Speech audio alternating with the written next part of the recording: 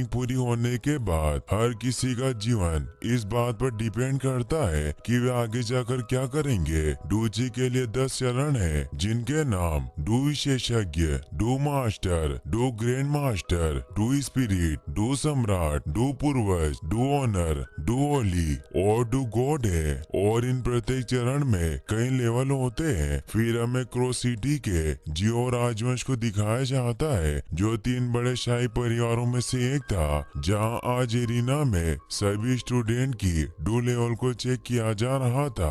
और अब जियो यान को आगे बुलाया जाता है, जो जियो राजवंश का तीसरा युवा मास्टर था। जियो यान आगे जाता है तो सभी स्टूडेंट हंसने लगते हैं। जियो परिवार के एक मुखिया का बेटा जियोनिंग उससे कहता है कि अपने आप को मूर्ख मत बनाओ, तुम्हारे लेवल बहुत कम है। जियो यान उनकी बातों पर ध्यान नहीं देता और ऊपर स्टेज पर आ जाता है, जहाँ डू स्तंभ पर अपनी लेवल को चेक करने के लिए हाथ रखता है, मगर उसका डू स्तर केवल 30 लेवल पर होता है, जो बहुत कम था। इसीलिए सभी उसका मजाक उड़ाते हैं, क्योंकि बचपन में उसे जीनियस कहा जाता है। उसकी पावर बचपन में ही 30 लेवल पर पहुंच गई थी और 11 साल की उम्र में उसने 10वें डूची स्तर को पार कर लिया था, मगर 3 साल पहले से उसकी पावर कम होने लग गई थी। इसीलिए स्टूडेंट बातें करते हैं कि वास्तव में अपने परिवार के लिए निकम्मा लड़का है। जियोनिंग कहता है कि अगर तुम कबीले के मुखिया के बेटे नहीं होते तो तुम्हें बहुत समय पहले ही अपने परिवार से निकाल दिया जाता।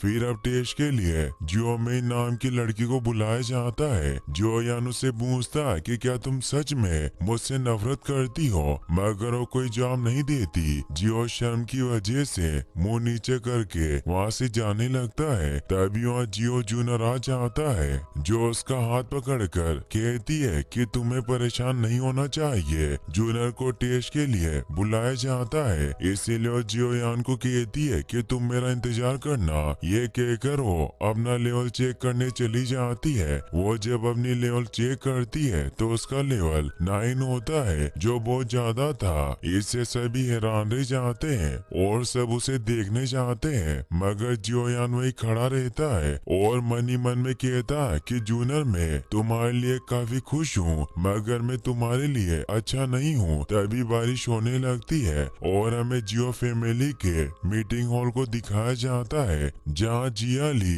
बी नाम का आदमी जियो परिवार के प्रमुख जान जियो को धमका रहा होता है, क्योंकि उनके बाजार को हड़पना चाहता था। जान जियो जियालीबी को कहते हैं कि तुम हम पर दबाव नहीं डाल सकते, तो जियालीबी हंसने लगता है और कहता है कि मेरे पास बहुत पैसे हैं, इसीलिए मैं और एओ बाबा मिलकर तुम्हारे बाजार और वुटेन सिटी के 2 परिवारों का प्रतिनिधित्व कर सकते हैं। और बाजार हमेशा अपने हाईएस्ट बोली लगाने वाले का होता है और हमारा ऑफर तुम्हारे ऑफर से 3 गुना ज्यादा है, इसीलिए तुम हमसे मुकाबला नहीं कर सकते और अगले साल जियो परिवार को क्रॉस सिटी छोड़नी होगी। इससे जान जियो के पहले और दूसरे एल्डर काफी गुस्सा होते हैं, जो 2 परिवारों के मुखिया थे, और उस पर हमला करने के लिए तैयार हो जाते हैं, मगर जान जियो उन्हें रोक लेता है और जियालीबी को एक कार्ड दिखाकर बताता है कि मेरे बेटे जियोयान की शादी का प्रपोजल है। तो इससे जियालीबी हैरान रह जाता है। जियोली का साथी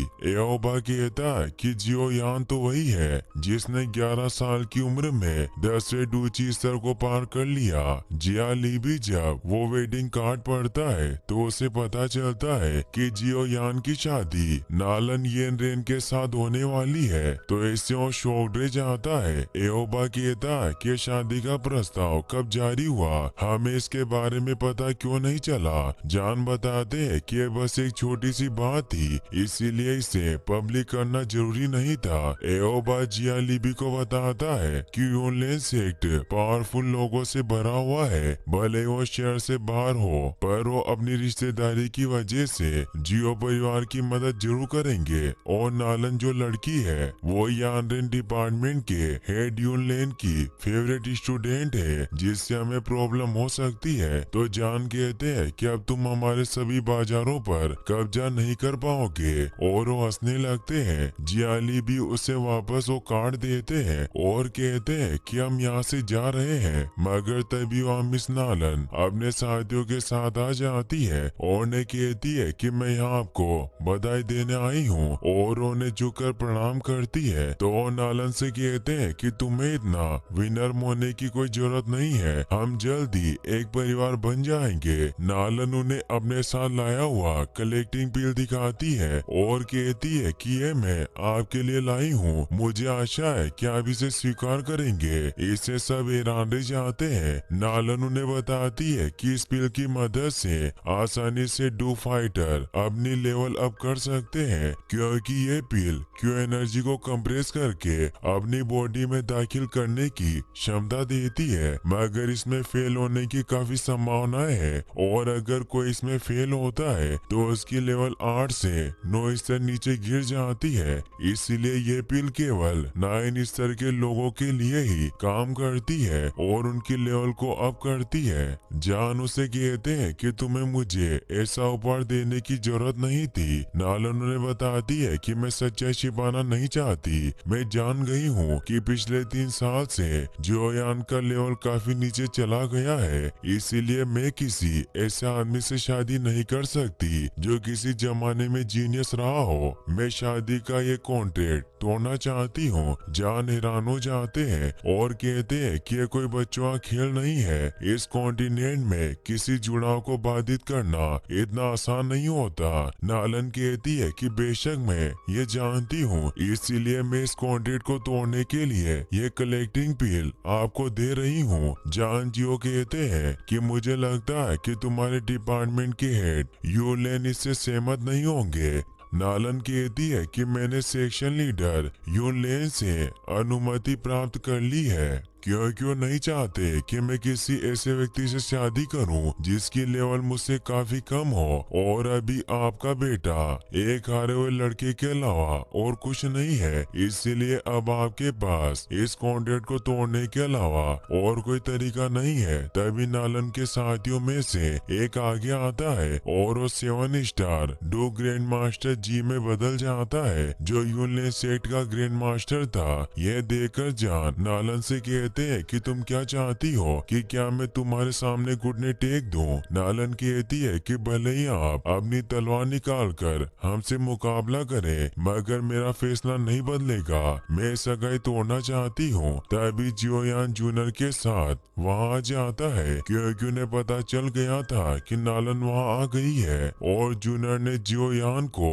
इस बारे में बताया था। जियोयान नालन से कहता है कि मैं कॉन्ट्रैक्ट रद्द करना चाहता हूँ, और कहता है कि अगर ये शादी कैंसिल हुई तो एक कॉन्टिनेंट में हमारी बहुत बदनामी होगी और पीढ़ियों तक हमारा परिवार शर्मिंदा रहेगा। जोयान नालन के पास जाता है तो उसे कहती है कि क्या तुम ही जोयान हो? तो वो कहता है कि क्या मैं तुम्हें हैंडसम नहीं लगता? नालन कहती है कि चाहे तुम कितने भी हैंडसम क्यों ना हो, पर तुम बेकार हो, मुझे तुम्हें देखकर बहुत दुख होता है, इसीलिए मैं तुम्हें इस शादी को तोड़ने पर 3 कलेक्शन पीस दे सकती हूँ। साथ ही तुम यूलेन सेक्शन में भी ट्रेनिंग ले सकते हो। सभी से चौंक जाते हैं। जान जियो के साथी एडो ने कहते हैं कि अगर हम 3 क्यू पीस लेते हैं तो हमारा जियो परिवार और अधिक शक्तिशाली हो जाएगा, और वो बाजार भी हमारे हाथ से नहीं जाएंगे जिन्हें हमने खो दिया है। दूसरा एल्डर भी उन्हें कहता है कि अगर जियोयान यूलेन सेक्शन में ट्रेनिंग करेगा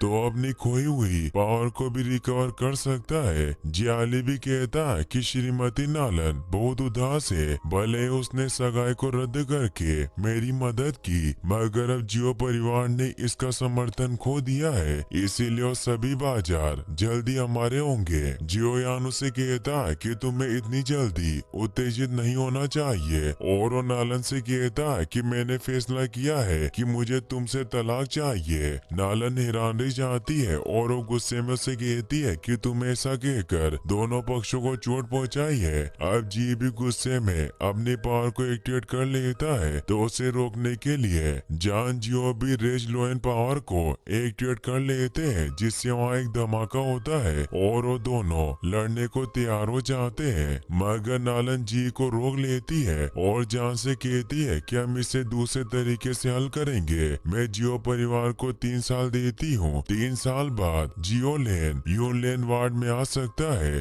और मुझसे लड़ सकता है, और अगर ये हार गया तो हमारी शादी नहीं होगी और ये सगाई टूट जाएगी, और अगर तुम जीत गए तो तुम मेरे साथ जो चाहे वो कर सकते हो। फर्स्ट एडर कहता है कि उचित नहीं है, कोई मूर्ख भी जानता है कि जियोयान की शक्ति के साथ ऐसा कोई तरीका नहीं है कि वो तुम्हें 3 साल के अभ्यास के बाद हरा सके। सेकंड एडर जान से कहता है कि हमारे जियो परिवार के लिए बस एक देरी होगी, 3 साल बाद जियो ली भी वापस हमारे बाजार को हड़पना चाहेगा। नालन उन्हें कहती है कि मेरा सबसे अच्छा ऑफर है जो मैं आपको दे सकती हूँ, और वो जियोयान से पूछती है कि तुम क्या चाहते हो। जियोयान भी उसकी इस शर्त को स्वीकार कर लेता है। तभी वहाँ जूनर भी आ जाती है, जिसे देखकर जी को अजीब लगता है। नालन कहती है कि अब हमारी बाद में मुलाकात होगी। जियोली भी वहाँ से चला जाता है क्योंकि वो इस 3 ईयर एग्रीमेंट की वजह से कुछ नहीं कर सकता था। नालन भी वहाँ से चली जाती है और वो जाते जाते जियोयान को कहती है कि मुकाबले के लिए मैं तुम्हारा इंतजार करूंगी। जियोयान कहता है कि तुम मुझे धमकाने की हिम्मत कर रही हो क्योंकि मैं कमजोर हूँ। सभी लोग वहाँ से चले जाते हैं। जियोयान काफी परेशान होता है और वो से बाहर आता है। जान जियो के साथी एल्डो ने कहते हैं कि जियोयान आगे आने वाली समस्याओं को नहीं जानता। 3 ईयर एग्रीमेंट करके उसने सिर्फ अपनी मौत में देरी की है। जियोयान वहाँ से जाने लगता है। जूनर उसे रुकने को कहती है मगर वो नहीं रुकता और वहाँ से भाग जाता है, तो जूनर उसके पीछे जाती है। जान को उसकी फिक्र होती है। जियोयान दौड़ता हुआ एक घर के पीछे आकर रुकता है। तभी वहाँ जूनर भी आ जाती है जो उसे समझाने की कोशिश करती है मगर उसकी बात नहीं सुनता और वहाँ से चला जाता है। वो निराश होकर आगे बढ़ रहा था मगर तभी रास्ते में जियोनिंग अपने साथियों के साथ उसे रोक लेता है। वो कहता है कि मैं तुम्हारी राह देख रहा था। जियोयान वहाँ से जाने लगता है मगर उसे जाने नहीं देते। जियोनिंग कहता है कि तुम्हें तो बहुत बड़ा जीनियस कहा जाता था मगर तुमने बहुत बड़ी प्रॉब्लम क्रिएट कर दी, और अगर तुम ये सोच रहे हो कि हम सभी सिर्फ इसीलिए चुप हैं क्योंकि तुम्हारे पिता कबीले के मुखिया है, तो ये तुम्हारी गलत फहमी है। आज तुम्हारे फैसले की वजह से जियो परिवार को नुकसान हुआ, क्योंकि अगर तुम सही फैसला लेते तो आज हमारे पास 3 क्यू कलेक्टिंग पिल होती, और तुमने कभी सोचा है कि इन 3 सालों में हमारे जियो परिवार का क्या होगा? मुझे नहीं लगता कि तुम वास्तव में मिस नालन से लड़ सकते हो। जियोयान उसे कहता है कि तुम ये सब इसीलिए कह रहे हो क्योंकि तुम एडा के बेटे होने की वजह से वो कलेक्टिंग पिल हासिल कर सकते थे। अगर मैंने शादी का प्रस्ताव रद्द कर दिया होता, जियोनिंग इससे परेशान हो जाता है और उसे कहता है कि तुम दिखाना चाहते हो कि तुम नालन येन रेन के साथ लड़ सकते हो, तो तुम्हें अभी कोशिश करनी चाहिए। मैं देखना चाहता हूँ कि क्या तुम मुझे हरा सकते हो। जियोयान गुस्से में उस पर हमला करता है मगर उससे कुछ नहीं होता और अपने हमले से उसे दूर कर देता है, जिससे सभी उसका मजाक उड़ाते हैं। जियोनिंग कहता है कि तुम्हारे पास बस इतनी पावर है। तभी वहाँ जूनर भी आने लगती है। जियोयान अपनी पावर को वापस से एक्टिवेट करके जियोनिंग पर हमला करने जाता है मगर वो भी अपनी पावर को एक्टिवेट करके जियोयान को दूर फेंक देता है, मगर जूनर उसे पकड़ लेती है। जियोयान उसे कहता है कि तुम्हें मेरे पीछे नहीं आना चाहिए था क्योंकि एक लड़की को पुरुषों के काम में इंटरफेयर नहीं करना चाहिए, और उसे चुप करवा देता है। जियोनिंग कहता है कि वास्तव में ट्राइब के मुखिया का बेटा महान है जो अपनी रक्षा के लिए लड़कियों की हेल्प लेता है। सभी हंसने लगते हैं। जियोयान को इससे और ज्यादा गुस्सा आ जाता है और अपने फायर पावर को एक्टिवेट करके उस पर हमला करने जाता है मगर नींव उसे मुक्का मारकर दूर गिरा देता है, जिससे जियोयान के मुंह से खून निकल आता है और वो उठ भी नहीं पा रहा था। जूनर उसे संभालती है। निंग उसे कहता है कि तुम जीनियस होने के बाद भी इस तरह नीचे गिरे हुए हो। जूनर को उन पर गुस्सा आता है, इसीलिए वो उन्हें अपनी आंखें निकालती है, जिससे निंग डर जाता है क्योंकि जूनर की पावर काफी ज्यादा थी। इसीलिए वो अपने सभी साथियों से कहता है कि हम सभी को संभल कर चलना चाहिए। इतनी भीड़ वाली जगह में किसी को भी चोट लग सकती है। सभी हंसने लगते हैं मगर वो सभी को हंसने से मना करता है और वहाँ से चले जाते हैं। जूनर जियोयान से पूछती है कि क्या तुम ठीक हो। जियोयान अपने मुंह का खून पोंछते हुए कहता है कि मैं ठीक हूँ, तुम मुझे अकेला छोड़ दो, और वहाँ से चला जाता है। जूनर को उसकी काफी फिक्र होती है मगर उसके पीछे नहीं जा सकती थी। जियोयान रोता हुआ जंगल में चला जाता है। उसे अपनी पुरानी बातें याद आती है कि लेवल कम होने की वजह से सबने उसका मजाक उड़ाया और उसके पिता को नालन के सामने शर्मिंदा होना पड़ा। जियोयान दौड़ता हुआ एक जगह पर पहुंचता है जहां उसकी माँ की कब्र बनी हुई थी। वो वहां बैठकर रोने लगता है। यहाँ हम जान जियो को भी देख पाते हैं जो भी वहीं मौजूद थे, जो मन ही मन में कहते हैं कि बेटे तुमने आज बहुत बहादुरी से काम लिया। तुमने अपने जियो परिवार को 3 साल का समय दिया खुद को मजबूत बनाने के लिए, इसीलिए मैं तुमसे बहुत इम्प्रेस्ड हूँ। मगर 3 साल बाद भी हमें अपना भाग्य भुगतना होगा, पर चाहे जो कुछ भी हो जाए तुम्हारे पिता तुम्हारे लिए जरूर लड़ेंगे। ये कहकर वहाँ से चले जाते हैं। जियोयान अभी भी रो रहा होता है और वो कहता है कि मेरे साथ ऐसा क्यों हुआ, मैं ऐसा क्यों हूँ। और वो अपनी माँ से कहता है कि 3 साल बाद जब मैं मरने के बाद आपसे वन में मिलूंगा तो आप मुझे देखकर निराश हो जाओगी और अब कोई चमत्कार ही मुझे बचा सकता है। तभी जियोयान को कुछ होने लगता है और उसकी रिंग ग्लो करके हाथ से बाहर निकल आती है। जियोयान को एक आवाज सुनाई देती है जो उसे कहती है कि बच्चे तुम इतने चिंतित क्यों हो। जियोयान हैरान हो जाता है, उसे कुछ समझ नहीं आता। वो आवाज उसे कहती है कि ये तुम्हारे लिए चमत्कार देखने का समय है मगर तुम डरे हुए हो।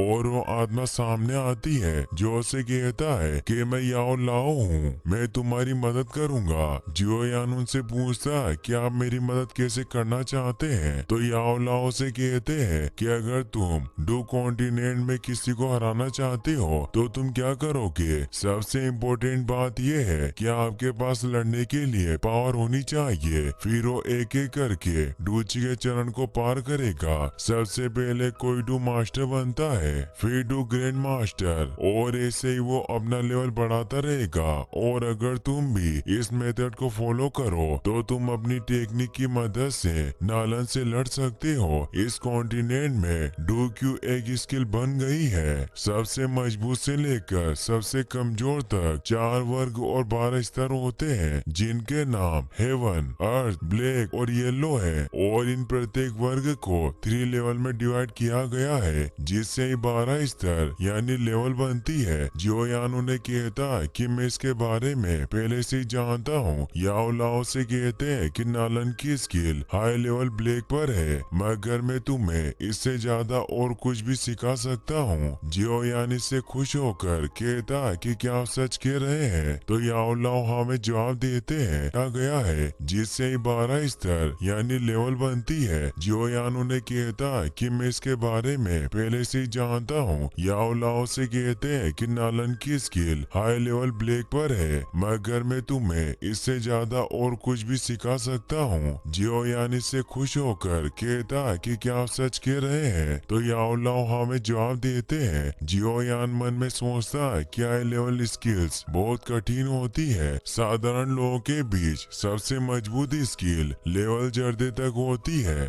और कुछ शक्तिशाली परिवारों के पास ही केवल ब्लैक स्किल लेवल होती है। और जियो परिवार में सबसे स्ट्रॉन्गेस्ट स्किल लायन फ्यूरी होती है और ब्लैक एवरेज स्किल को हर कोई नहीं सीख सकता, केवल शक्तिशाली साम्राज्य के लोग ही इसे सीख सकते हैं। और सदियों से हेवन लेवल स्किल किसी के पास नहीं है जिस वजह से नालन का यूनलैंड सेक्ट बहुत पावरफुल है। इसीलिए वो सोचता है कि क्या याओ लाओ उनसे भी ज्यादा पावरफुल होगा और उन्हें कहता है कि भले आपके पास बेहतरीन हुनर हो मगर जब तक हम सही पिल्स का इस्तेमाल नहीं करते ये बेकार है। यूनलैंड सेक्शन आसानी से क्यू कलेक्टिंग पिल को हासिल कर सकता है और ये पिल केवल लेवल 5 एल्केमिस्ट के द्वारा बनाई जाती है। एल्केमिस्ट उन लोगों को कहा जाता है जो कम साधारण चीजों से मूल्यवान चीजें बना सकते हैं। जियोयान कहता है कि कि तुम जैसा बूढ़ा आदमी उन पिल को कैसे बना सकता है। तो याओ लाओ से कहता है कि मैं खुद एक हाई लेवल एल्केमिस्ट हूँ और लेवल 5 मेरे लिए कुछ नहीं है। तुम मुझे अब से